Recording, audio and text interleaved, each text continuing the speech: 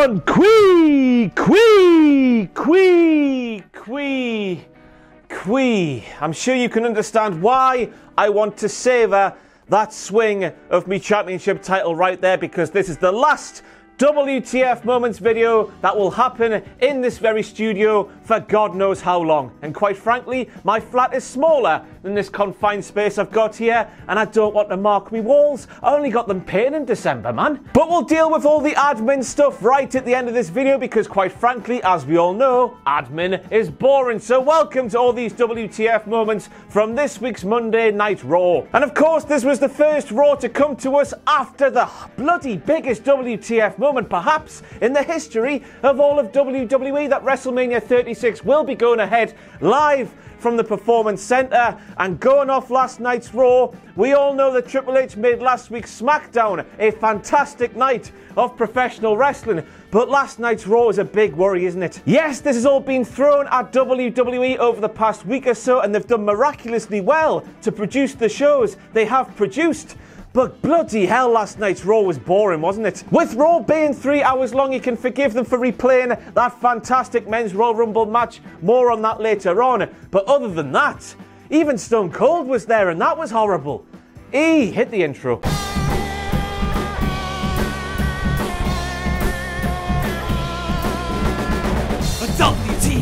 WTF!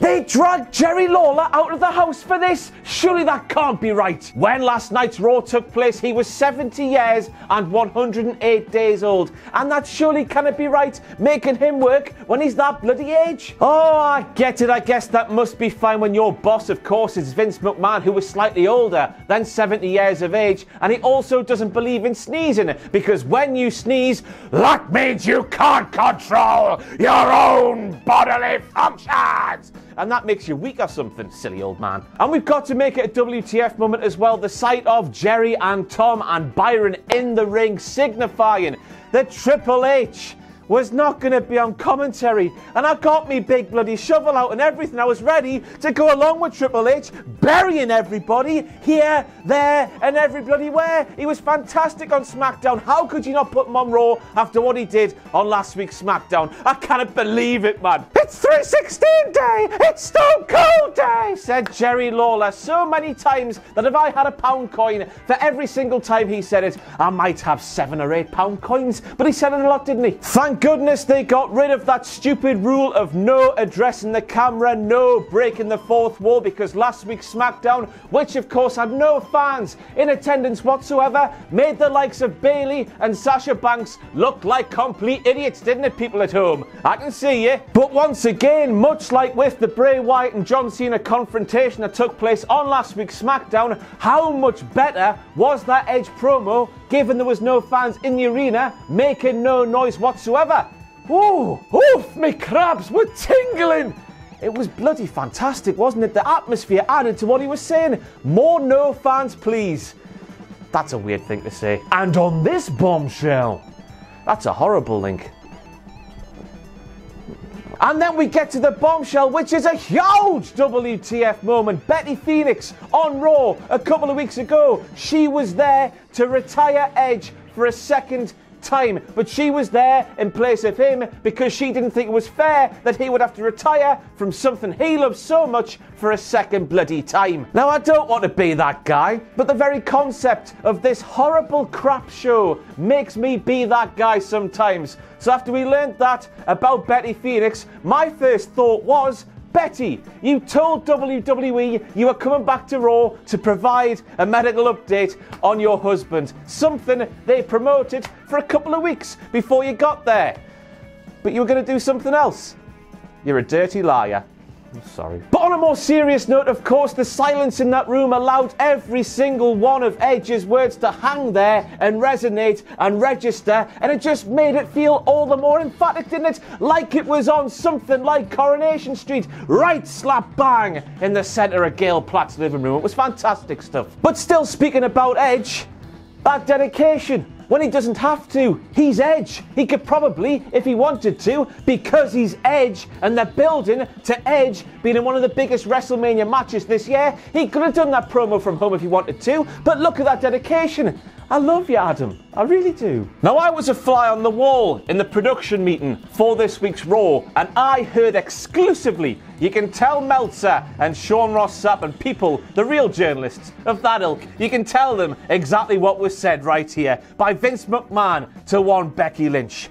Damn it! We've paid $7 million for that truck, and it won't fit through the Performance Center door for your WrestleMania entrance. So, Becky, you bitch, get in that thing. Drive it all around Orlando. Let's film it. Let's film you driving that truck all around Orlando, and we can use it like we plan to use it for your WrestleMania entrance inside Raymond James Stadium. But that's definitely her WrestleMania entrance happening before WrestleMania because they can't fit it through the Performance Center doors, isn't it? But that truck there is absolutely fantastic. It is pure professional wrestling. It's ridiculous. Well done, WWE. And then we got a full... Everything was there, a full replay of the 2020 Men's Royal Rumble match. And as good as that Men's Royal Rumble match was, I didn't fancy watching it all again, to be honest with you, so I skipped all the way through it. If you haven't seen me WTF Moments for the Royal Rumble of 2020 and want to, that video's on the channel right now. But I have to admit, I did want to stop and take a look at how they edited it. How they edited Edge's entrance. Of course, he made his entrance, everyone was crying, everyone was screaming, he gets in the ring, he goes to do a spear, but they cut to the crowd and thankfully, hallelujah! We got to see Dolph Ziggler getting sent into next week by a lovely hug by Edge. So first of all, that is a WTF moment in itself, considering on SmackDown last week, they showed just about all of the Tag Team Elimination Chamber from last weekend, or whenever the hell it was, and they left in all of the botches from that match, besides from Lindsay. Lindsay gets up there and do that thing there, pal. Heavy machinery. But also, WWE, from a pure business standpoint, apparently your network has somewhere in the region of 1 million subscribers in the United States. Raw, always just about, I think, I don't really pay attention to the ratings week by week by week, but it's somewhere in the region of 2 million plus every single week. Why did you not promote you were going to show a fantastic Royal Rumble match in its entirety on Raw when Raw gets more viewers than you have subscribers? Is that what? But just look at that shot there. Take yourself back to the moment that shot there happened and just imagine saying that Drew McIntyre was going to have his WrestleMania moment. The WrestleMania moment we have all dreamed of as kids, winning the world title, beating Brock Lesnar, and nobody's going to be there to cheer him on. It's bloody heartbreaking, isn't it? And I was sat there thinking about it last night. Drew McIntyre having the ultimate WrestleMania moment, winning a world title on the grandest stage of them all. Shayna Baszler winning the big one, although she likes it on Twitter, the bastard. She's fantastic, isn't she? And Edge having his first match back in 9 years, although the silence in the arena, if they make that absolutely brutal, will add to what we're seeing. But the poor people having that bloody WrestleMania moments with nobody there. It's unbelievable, isn't it? And the worst thing about all of this is the fact that these people having the moment they've worked their entire career to get to are going to actually be able to hear Michael Cole screaming at the top of his lungs something that is normally, presumably, drowned out by the crowd in attendance. Just imagine Drew McIntyre pinning Brock Lesnar's shoulders to the mat after a devastating Claymore kick and hearing the 3 count happen, and then Michael Cole saying something along the lines of, "For the love of Braveheart, Drew McIntyre has given the WWE Championship all of the freedom from the beast Braveheart, Scotland Haggis." You know it's going to happen, don't you? It's going to be horrible. And then that bugger walked out at one hell of a pace, didn't he? There was no stopping him. The tits were out. BSK was on show. The beanie was on. one thought was going through my mind, and no, it was not. WWE's favourite band of all time in the history of the world, or whatever bollocks Tony Chimmel said about Limp Bizkit at WrestleMania 19.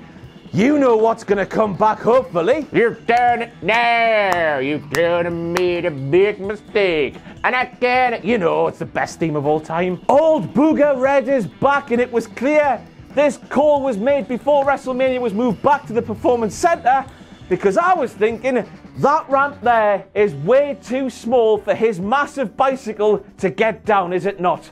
He must be gutted. And then this was really weird. Old Booger Red, the Undertaker, started tearing down everything in that ring, and we cut to commercial break before he was done. It was almost as if Kevin Dunn was like, "Ah, look at the old man go. He's having a nice little play. He's been through a lot. Let's just let him crack on with it." It was just weird commercial break timing, which WWE do quite a lot, don't they, when you think about it? But this one was especially weird. You are a shell of your former self. That flame you once had is totally gone, Mark. Not the words of Randy Newman, but the words of AJ Styles on last night's Raw. And once again, can you spot a lie in what AJ Styles was saying? I know people say that the best heels are the heels that say things that are true, but you think they're a bastard anyway. But I just agree with everything AJ Styles says here and last week on Raw. And well, that can't be right, can it? Now, I don't know about you, but upon viewing last night's Raw, it is now clear to me that in order to avenge that massive defeat at WrestleMania 34, that streak-ending defeat at WrestleMania 34, Asuka is trying to steal Charlotte Flair's man. She really likes Andrade, doesn't she? So on a show where essential staff only could be present, WWE flew Charlie Caruso across the country to ask the following question. I mean, she must live in Orlando for them to do this. This is bewildering. She asked Kevin Owens, "A few weeks ago, Seth Rollins challenged you to a one-on-one match anytime, any place. So have you given any thought to where you want this match to happen?" How where, man? You made her look like a right numpty there, WWE. What the hell's happening in 2 weeks, man? I mean, with the way that thing is now playing out, which we knew by the time Raw went on the air, I guess Kevin Owens might have had a second thought about having that match at the Performance Center, despite what he was saying in that lovely promo of his. But still, Charlie Caruso, think about it, man. And what the hell was that last segment? Go on, I'm waiting. Tell me, please. I want to know. I mean, we should have known something was up when Stone Cold Steve Austin, no fans in the crowd, was doing his normal entrance. He went up each of the bloody turnbuckles, and in doing so, he absolutely knackered himself. He couldn't catch a beer. It was wrong from the get-go in the best possible way. But then things took a really perplexing turn, as he said he was here to make a declaration, and then read a declaration or a promo off the card, a promo written by a 5-year-old boy. Why the hell was Stone Cold Steve Austin saying such really cringy, basic bitch stuff that didn't fit the Stone Cold Steve Austin character one bit? What the hell was going on? Yep, I wrong. Yep, I wrong. That. And I know it's Byron Saxton's shtick, but Byron Saxton never, ever do that again. Quite frankly, Byron Saxton, after that and those ratings cards, what the hell were those ratings cards about? I have no idea what that was in reference to. Of course, it was done to set up Byron getting kicked in the nads and then stunned. But what was it all about? Well, why? You deserve that kick in the nads, Byron Saxton, that's what I'm saying. And we end with the WTF moment that WWE, a publicly traded company of course, had Stone Cold Steve Austin appear on one of their flagship shows to say that 316, the day of the year, means, the speed limit, it's just a suggestion. He's there saying, everybody, on 316, you go and break the law because Stone Cold said so. Ha! No wonder their stock's falling at the minute, am I right, businessmen of the world? I mean, I don't know what the stocks are. But that's it for your WTF moments from last night's Raw. What a mess of a show. Hopefully now they've got more time to prepare. 4 shows in the PC. It gets better. I hope it gets better. It needs to get better. But as for the future of this absolute bollocks on the YouTubes, this was the last show in this here studio. From now on, I will be doing them in my flat and risking getting evicted Every single time I do that. So some of you might be thinking, Ross, why don't you go back to the woods? And I'm here to say right now, that's not going to happen because quite frankly, it doesn't make much sense to anymore. It takes half an hour to drive there, half an hour to drive back, so long to shoot the video. It just makes the process of making these WTF Moments videos all the more longer. And of course, I'm still scared of that old man who shouted at me even though I did nothing wrong. And he didn't even have any kids there, right? His kids were two little white fluffy dogs. Whoa. So I will see how this goes. I might have to shout a little bit less than I normally do. Hopefully that doesn't ruin things for you. But you know, I pay mortgages and stuff and I don't want to get evicted. Real life stuff here. Bye.